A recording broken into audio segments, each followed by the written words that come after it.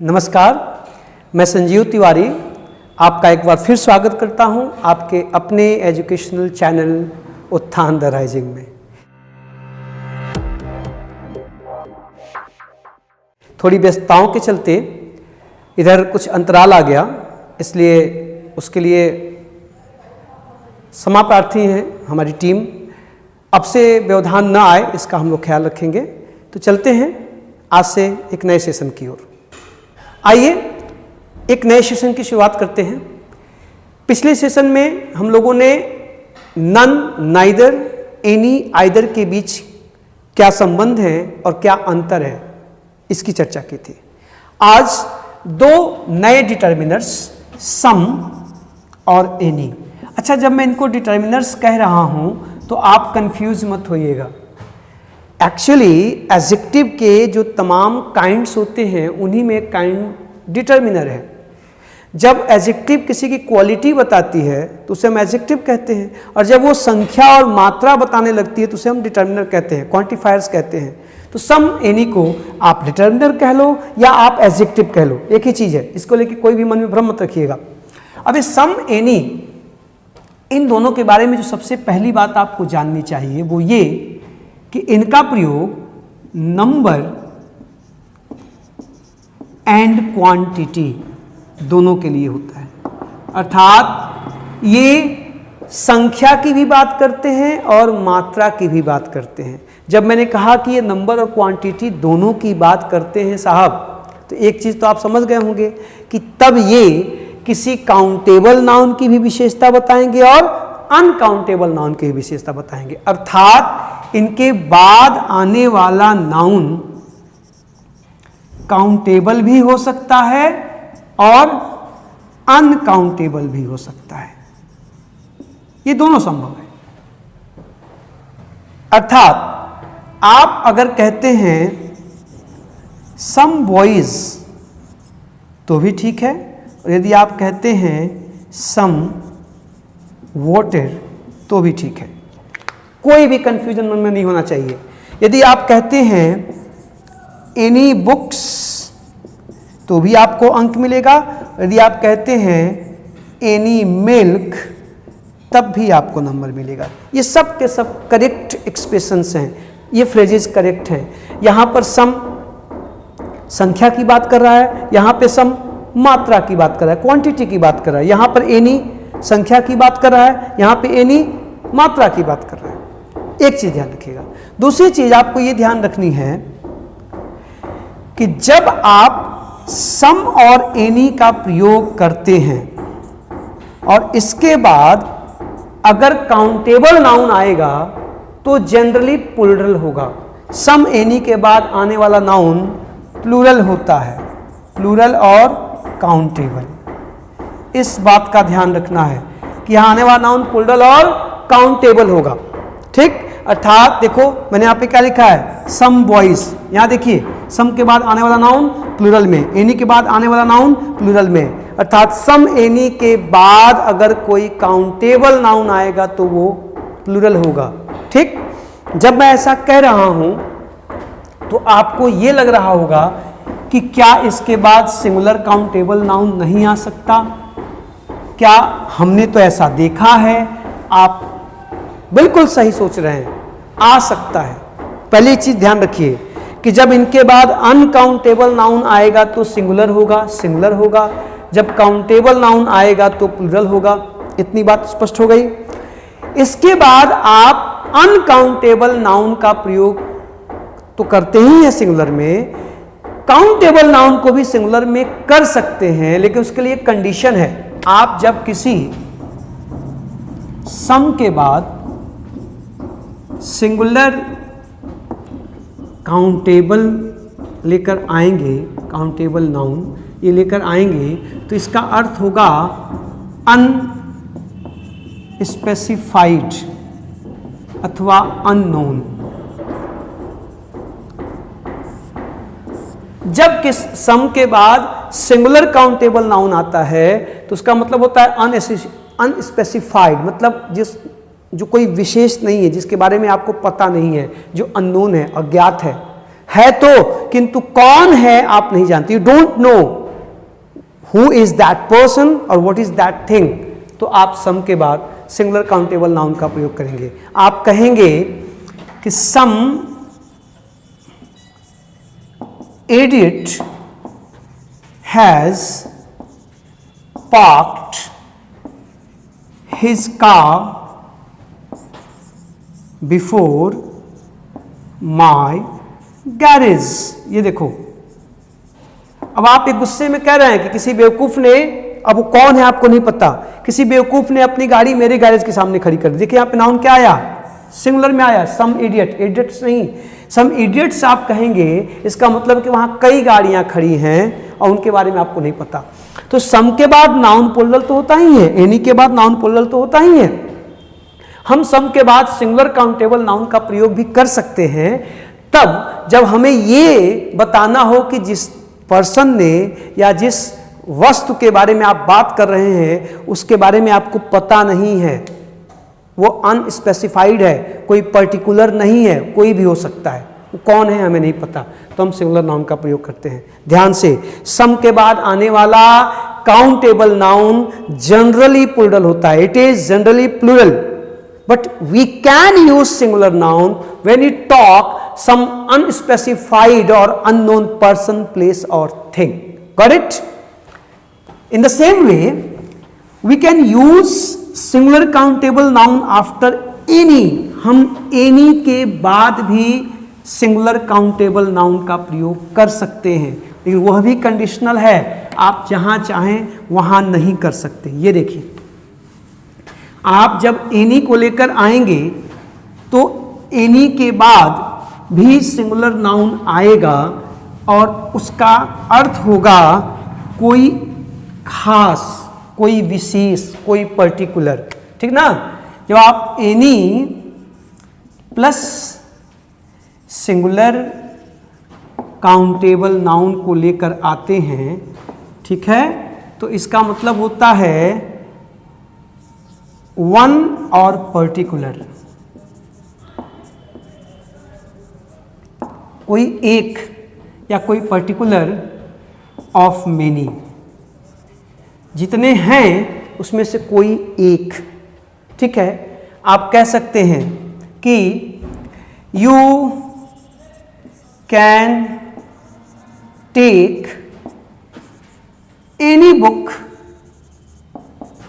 On grammar. देखें जरा, यहां पे बुक आया, अब इस वाक्य का क्या मतलब है? What does this sentence mean?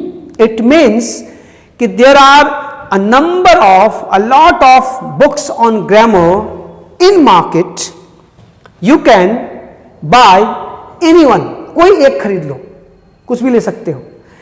जब आप कहते हैं कि एनी बुक्स, तो इसका मतलब है कि बाजार में जितनी हैं, वहां लिटरली एनी का मतलब होता है कि जो भी हैं, जो भी हैं, जो मन करे ले लो, लेकिन यहां इसका मतलब है कि जितनी ग्रामर की बुक्स हैं उसमें से कोई एक। ओके, जब आप एनी बुक्स कहते हैं तो आप पूरे बुक्स में से किसी एक बुक की बात कर रहे हैं, और जब आप एनी बुक ऑन ग्रामर आप कह रहे हैं तो ग्रामर की जितनी किताबें हैं उनमें से किसी एक को ले लो, सब एक जैसी हैं, ये इसका मतलब है। आप यहां सिंगुलर नाउन का प्रयोग कर सकते हैं। बात आ रही है? तो in a given condition you can use singular countable noun after some and any. Remember that conditions. Okay, barring that condition, some and any are always followed by plural countable noun. Okay, but you can precede an uncountable noun too by some and any. ठीक है, आप इसको ध्यान रखिएगा। अब जब आप ये तो समझ गए कि एडजेक्टिव के रूप में ये किस नाउन की विशेषता बताएंगे, कहाँ आएंगे, कैसे आएंगे, अब जब आप इनका प्रयोग करने चलेंगे तो आपको ध्यान रखना है कि इनके प्रयोग में एक खास अंतर है। वो अंतर क्या है? तो वो अंतर ये है कि सम का प्रयोग अफर्मेटिव में होता है और एनी का प्रयोग नेगेटिव में होता है। ये बेसिक डिफरेंस है। आप कहोगे I have some books to read, ये देखिए सम आया। यदि आपने यहां एनी का प्रयोग किया तो गलत होगा, लेकिन आप कहेंगे आई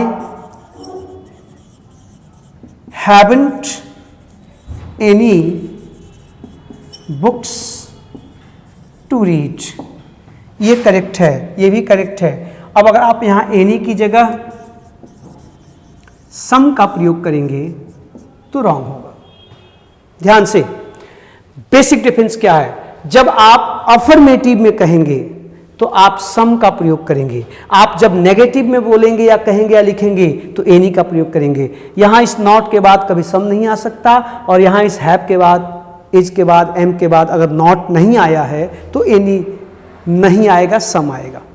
ठीक है, तो अफर्मेटिव में सम, नेगेटिव में एनी। यहां एक बात आपको ध्यान रखना है कि यदि आप कोई सेंटेंस लिख या बोल रहे हैं और उसमें इफ का प्रयोग हुआ है, वेदर का प्रयोग हुआ है, या आप सेंटेंस को लेकर जो बात कह रहे हैं उसको लेकर आपके मन में डाउट है, आप संदेह में हैं, तो इफ से प्रारंभ होने वाले सेंटेंस, वेदर से ना, WHETHER, इफ वेदर अथवा डाउट जब हो तो आप किसका प्रयोग करेंगे?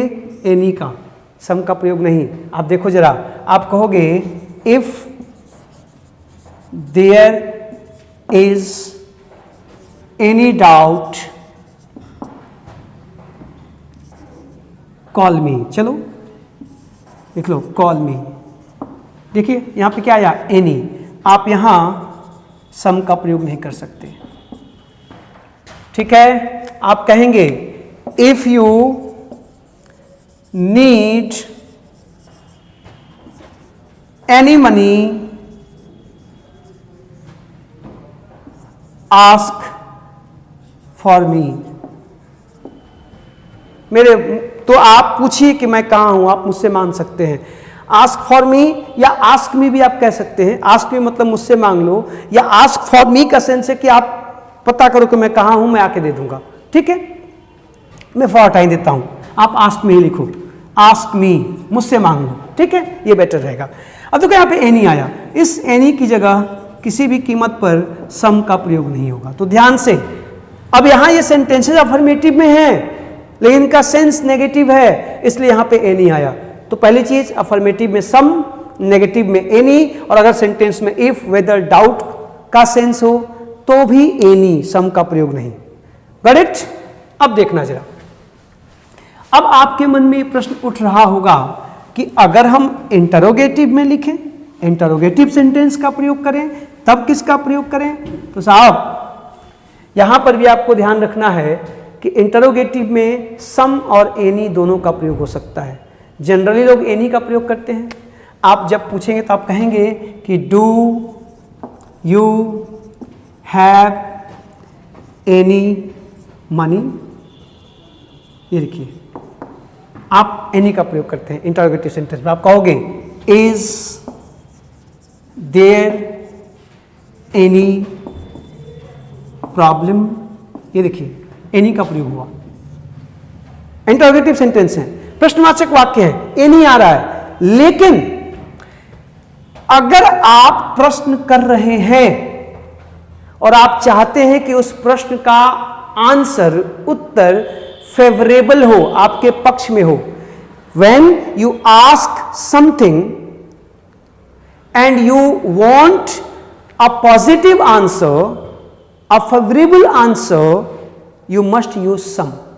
ध्यान से, हम जब प्रश्न कर रहे हैं, देखिए ये प्रश्न पूछे गए हैं, अगर इन प्रश्नों में आप जब एनी का प्रयोग कर रहे हैं, इसका मतलब कि आपके मन में डाउट है कि पता नहीं उसके पास पैसा है कि नहीं है।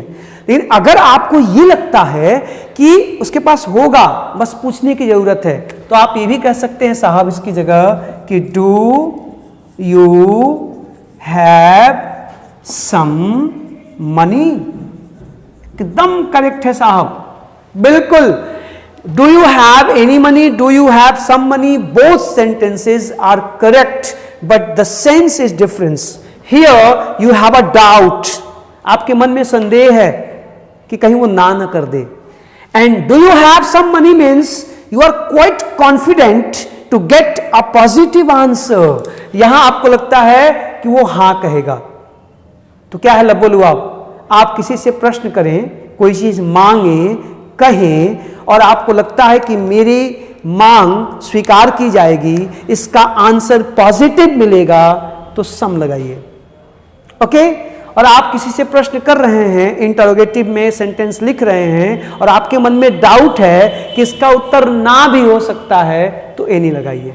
क्लियर? एक चीज और इससे जुड़ी हुई अंतिम बात, कि अगर आप किसी को कोई चीज ऑफर कर रहे हैं या रिक्वेस्ट कर रहे हैं, तो वहां पर सम का ही प्रयोग करिएगा, वरना वो रूड हो जाएगा। अब किसी आप कहेंगे कि do you want to have any tea, चाय भी पियोगे क्या? कितना गंदा वाक्य है। चाय पिएंगे, आप ऑफर कर रहे हैं, आप रिक्वेस्ट कर रहे हैं। देखिएगा जरा, आप जब ऑफर या रिक्वेस्ट की बात करेंगे तो इंटरोगेटिव सेंटेंस में सम आएगा, एनी नहीं। देखो आप कहोगे कि will you take some tea, ये देखिए अब यहां एनी का प्रयोग करना गलत होगा, नहीं कर सकते, वो असभ्यता होगी, रूडनेस होगी। आप रिक्वेस्ट कर रहे हैं, आप ऑफर कर रहे हैं मेहमान को कि चाय पी लीजिए, आप कहेंगे कि will you give me some money. ये देखिए यहां पर सम का प्रयोग करना सही है। इन सेंटेंसेस में एनी का प्रयोग करना गलत होगा, इनसिबिलिटी होगी, सामने वाले का अपमान होगा, क्योंकि हम जब कुछ मांगते हैं, निवेदन करते हैं, तो विनम्रता से करते हैं, पोलाइट होके करते हैं। ठीक है? तो ये था सम और एनी के बीच का डिफरेंस। मैंने कोशिश की, काफी दिनों बाद लौटा मैं, बीच में गैप था, अब जारी रहेगी चीजें, कि सम और एनी के प्रयोग को आप ठीक से समझें, सेशन को ठीक से करिएगा, देखिएगा, और कोई डाउट है, कोई सवाल है, कमेंट बॉक्स में डालिए, उसका जवाब दिया जाएगा। और हाँ, मैं लगभग ऑल्टरनेट डेज पे कुछ पोल क्वेश्चंस डालता हूँ, बहुत कम लोग उसका आंसर देते हैं, उसको वोट करते हैं। थोड़ा वहाँ जाइए, देखिए, उससे भी ज्ञान प्राप्त होगा। तो वहाँ पर जाएं, शामिल हों, अपने आंसर्स दें, मैं उन आंसर्स का जवाब दूंगा। आप सही आंसर देंगे तो आपका नाम भी मेंशन करूंगा। अच्छा लगेगा मुझे ऐसा करके। मिलते हैं नेक्स्ट सेशन में। Thank you.